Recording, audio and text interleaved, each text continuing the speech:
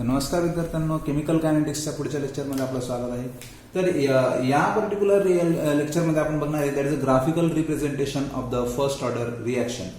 तर first order रिॲक्शनचं graphical representation म्हणजे नेमकं काय? आपण जे मॅथमॅटिकल इक्वेशन घेतो तर त्या मॅथमॅटिकल इक्वेशनने आपण हे प्रूफ करून दाखवणार की रिॲक्शनचं जे कॉन्सन्ट्रेशन असतं रिॲक्टंटचं हे हळूहळू काय होतं, कमी होत जातं with respect to the change in time. हे आपण या पर्टिक्युलर मॅथमॅटिकल फॉर्म जो आहे त्याच्या ग्राफिकल फॉर्ममध्ये रूपांतर करून त्याला आपण इंटरप्रेट करू शकतो. आता सुरुवातीला हे जे रिॲक्शन आहे ह्या रिॲक्शनमध्ये आपल्याला माहिती आहे द रेट लॉ जो होता that is the rate is equal to for the reaction A is converted to the P. आपण असं घेतलं the rate is equal to minus D D T of change in a concentration of A. This is the equation, that is the first order equation, and is equal to K into concentration of A at time t. याप्रमाणे आपण घेतलं होतं. आता हे जे relation आहे याच्यात rate आणि याच्यामध्ये जे रिलेशन आहे तर ह्या इक्वेशनला आपण कसं लिहू शकतो? That is a rate is equal to yes K into concentration of A T plus 0. समजा मी 0 ऍड केला, मी rate is equal to this घेतलं, मी हे कन्सिडर केलं नाही. ओके, पुस्तकात याला कन्सिडर केलं आहे, तुम्ही कन्सिडर केलं तरी चालेल. आता इथं हे जे इक्वेशन आहे समजा मी याला वाय मानला, here this is the M, this term is called as the X and this term is called as the C. इथं बघा, इथं हा वाय इज इक्वल टू म्हणजे मला इथं मिळतंय Y is equal to M into X plus C. हा form जो आहे हा मला मिळतोय. आणि हे काय आहे? Y is equal to M X plus C. हे जे आहे this equation is called as the straight line equation, याला असं म्हणत असतात. म्हणजे हा स्ट्रेट लाईन इक्वेशनचा स्टँडर्ड फॉर्म्युला आहे. वाय म्हणजे काय? वाय म्हणजे आता बघा आपण ग्राफ समजून घेऊ. वाय म्हणजे काय? वाय ऍक्सिसला काय आहे? तर वाय ऍक्सिसला आहे रेट, हे वाय ऍक्सिसला. एक्स ऍक्सिसला काय आहे? कॉन्सन्ट्रेशन ऑफ ए हा टी, हा आहे एक्स ऍक्सिसला याप्रमाणे. आता के आणि सी काय आहे? सी ला म्हणतात इंटरसेप्ट, म्हणजे ह्या ऍक्सिसला कुठे तो पर्टिक्युलर लाईन छेदत आहे तर इट इज अ इंटरसेप्ट, असं छेद असं म्हणतात. आणि के जो आहे it is called as M जो आहे this M is called as the slope of the reaction. मग ह्या रिॲक्शन मध्ये बघा के ची किंमत पॉझिटिव्ह आहे, लक्षात ठेवा. के ची किंमत पॉझिटिव्ह आहे म्हणजे हा स्लोप आणि इथं स्लोप 0 आहे म्हणजे हा 0 पासून सुरुवात होईल आणि पॉझिटिव्ह असल्यामुळे हा याप्रमाणे इन्क्रीज होताना जाईल. आता तुम्ही सांगणार ह्याप्रमाणे हा ग्राफिकल डाऊनवर्ड डायरेक्शनला आपल्याला तुमचा इन्क्रीज येतोय. म्हणजे इथं लक्षात घ्या आपल्याला रिलेशन पुढे बघायचं आहे. हे रिलेशन काय दाखवतोय याला महत्व आहे. रिलेशन बघा की कॉन्सन्ट्रेशन ऑफ एटी जो आहे हा जसा जसा वाढेल, इथं बघा जसं जसं कॉन्सन्ट्रेशन ऑफ एटी वाढेल तसं तसं रिॲक्शनचा रेट सुद्धा वाढेल. म्हणजे rate concentration of A is increases, rate of reaction increases. जर मी कॉन्सन्ट्रेशन कमी केलं तर रेट ऑफ रिॲक्शन सुद्धा काय होईल? कमी होईल. म्हणजे हे इक्वेशन तुम्हाला दाखवतं relation between the rate and concentration of A T. तर हा फर्स्ट फॉर्म झाला, that is the graphical representation. दुसरा फॉर्म आता इंटिग्रेटेड रेटला मला माहिती that is a K is equal to 2.303 upon T into the log of concentration of A0 upon concentration of A T. आता मी इक्वेशन रिअरेंज करतोय. T या साईडला गेला म्हणजे इकडे झाला that is a K T.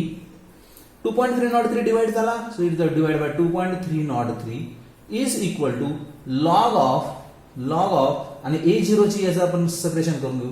Concentration of A0 minus log of concentration of A T. मी काय केलं याला सेपरेट करून घेतलं लॉगला.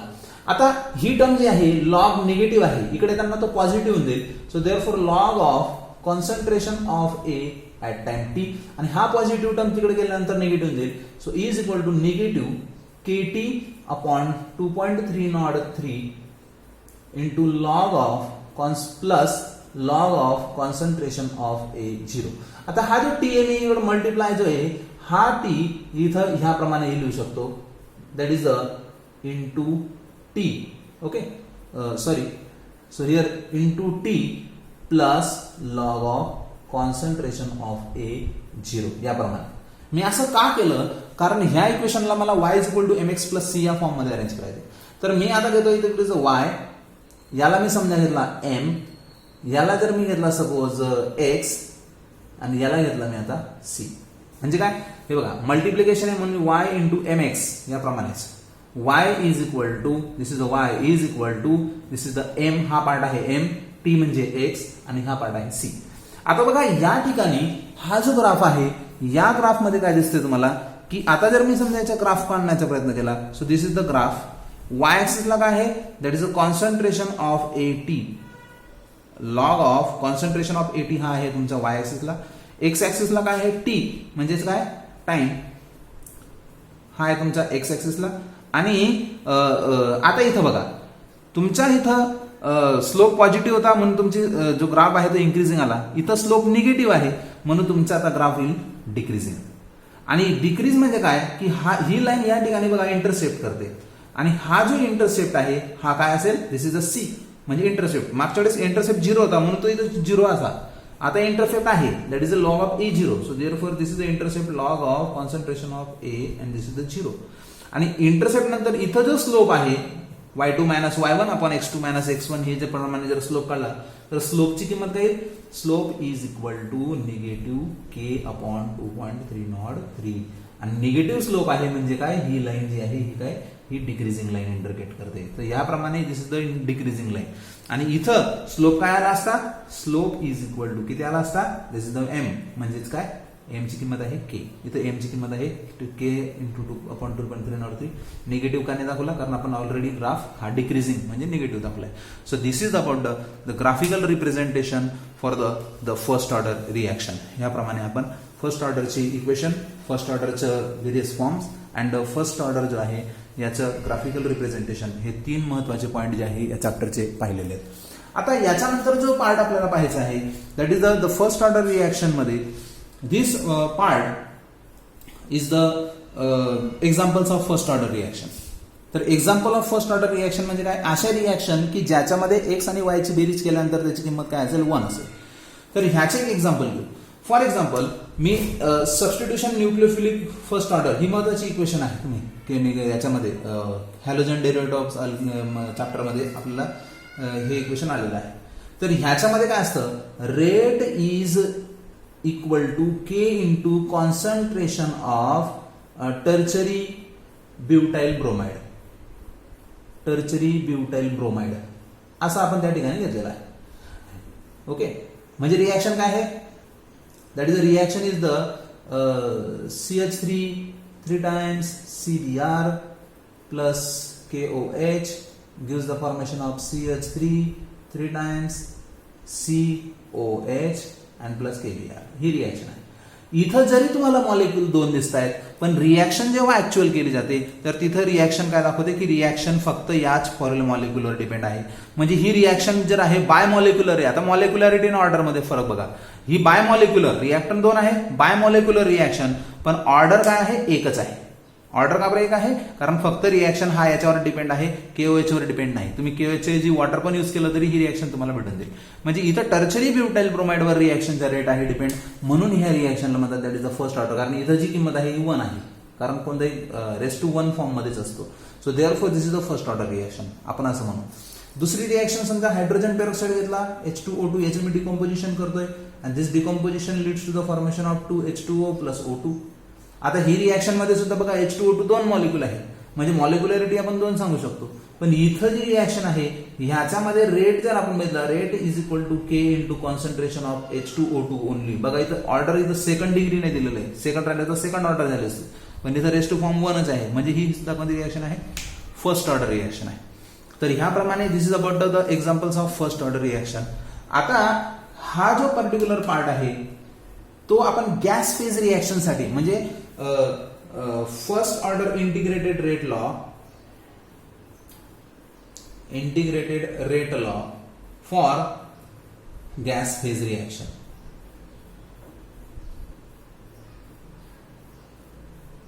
याच्यासाठी सुद्धा आपण आता ही रिॲक्शन बघू शकतो. Integrated rate law for the gas phase reaction हे आपल्याला बघायचं आहे.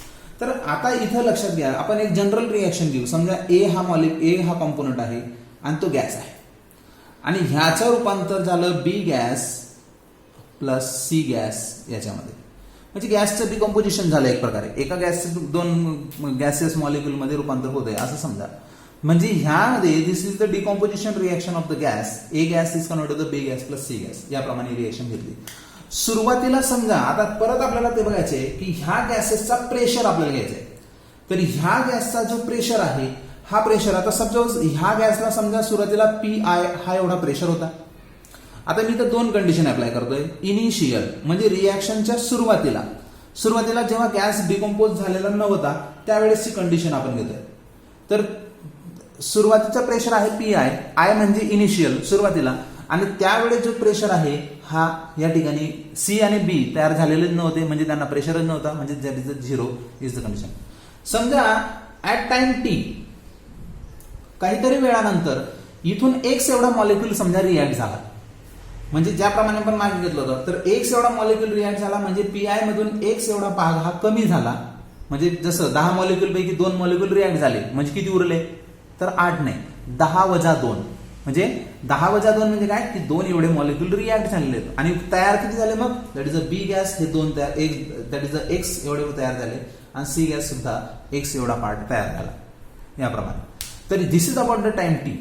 म्हणजे प्रेशर ऑफ ए जो आहे, the pressure of A is equal to किती आहे, that is the pressure of A त्या टाइम नंतर after time t the pressure of A is equal to P I minus x.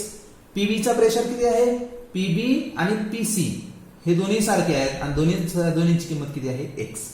मग ह्याप्रमाणे याचा total pressure जर आपल्याला कॅल्क्युलेट करायचं असेल तर ह्याच्यामध्ये आपण लिहू शकतो that is a total pressure P is equal to, मग काय करू शकतो, तिन्ही प्रेशरची बेरीज करा, P A plus PB plus PC, या तिन्ही प्रेशरची ऍट टाइम टी तिन्ही प्रेशरची बेरीज करतोय. मग पीए ची किंमत काय is equal to this is the P I minus X plus X plus X, याप्रमाणे एक्स एक्स कॅन्सल, आणि म्हणजे टोटल प्रेशर आला पी इज इक्वल टू किती आला, पी आय प्लस एक्स एवढ्याची किंमत आहे. दॅट इज द पी, हा जो कॅपिटल पी आहे, this capital P is called as the total pressure. आणि मग इथं एक्स जर आपल्याला काढायचं असेल so what is the x, म्हणजे किती प्रेशर कमी होतो, तर टोटल प्रेशर मधून पी आय एवढा पार्ट कमी केला तर तेवढा जो पार्ट आहे, म्हणजे इथं लक्षात घ्या एक्स म्हणजे काय, कितीने प्रेशर कमी झालेला आहे, तर तो एक्स जो आहे तो कितीने कमी झाला आहे, म्हणजे total pressure minus initial pressure यांची जर वजाबाकी केली तर कितीने बदल झाला हे आपण त्या ठिकाणी कॅल्क्युलेट करू शकतो. आता इथं एक्स ची किंमत आपण कॅल्क्युलेट केलेली, लक्षात घ्या जर एक्स ची किंमत आपण कॅल्क्युलेट केलेली आहे तर ही एक्स ची किंमत आपण काय करू, आता ही एक्स ची किंमत आता आपण पीए च्या किंमत मध्ये ठेवू, that is initial pressure of A. तर initial pressure of A here we have to put in the equation 1. The initial pressure of A is equal to this is the PI आणि X ची किंमत काय आहे, this that is the minus, yes, X is equal to P minus PI ही किंमत मी ठेवली. Therefore now PA ची किंमत जी आहे that is now here becomes the PA is equal to, आता बघा PI ची जसा PI मायनस, आता हा P पॉझिटिव्ह आहे, बाहेर आल्यानंतर मायनस राहीलच, minus P minus minus become plus, and now here the pi याप्रमाणे, आणि मग pi 2pi, therefore PA is equal to 2pi minus P, this is the pressure. म्हणजे लक्षात घ्या एखादी रिएक्शन जर आपण घेतली तर त्या रिएक्शन मध्ये जो इनिशियल प्रेशर ऑफ ए आहे, हा इनिशियल प्रेशर हा आहे फक्त PA. लक्षात घ्या हा जो PA इनिशियल असेल तर PA हा इनिशियल आहे, आणि तो प्रेशर आफ्टर टाइम टी जो पीए आहे हा पीए किती होऊन जाईल, तो पीए होऊन जाईल 2pI मायनस पी. जसं आपल्या लक्षात घ्या कॉन्सन्ट्रेशन ऑफ A0 कमी व्हायचं तर A0 चं रूपांतर आपण करायचो AT मध्ये, किंवा A चं रूपांतर करायचो A मायनस एक्स मध्ये, म्हणजे काहीतरी किंमत कमी व्हायची. मग तसंच पीए जो आहे हा चेंज झाला, that is a 2pI minus P. मग इंटिग्रेटेड रेट लॉ मला माहिती आहे, what is integrated rate law, that is a K is equal to 2.303 upon T into log to the base 10 concentration of A0 upon concentration of AT. मग सुरुवातीचं concentration हे 0 आहे, म्हणजे इथं प्रेशर त्यावेळेस का होता PA, म्हणजे इथं जर इनिशियल प्रेशर, आता गॅस आहे तर प्रेशर घेऊ, therefore 2.303 upon T into the log to the base 10, सुरुवातीचं प्रेशर आहे PA, आणि after time T PA that is AT च्या ऐवजी आपण काय घेऊ शकतो, change in pressure after time T that is 2pI minus P. This is the pressure after time T, and this is the equation, that is the integrated rate law, for the gaseous phase reaction, first order gaseous phase reaction जर घेतली तर त्याच्यासाठी जो integrated rate law आहे तर ह्याप्रमाणे आपण लिहू शकतो. Okay, so in this way this is all about the rate constant for the gaseous phase reaction and the graphical representation आपण पाहिलं. तर पुढच्या लेक्चरमध्ये आपण pseudo order reaction and zero order reaction या दोन महत्वाचे रिॲक्शन डिस्कस करणार आहे. थँक्यू.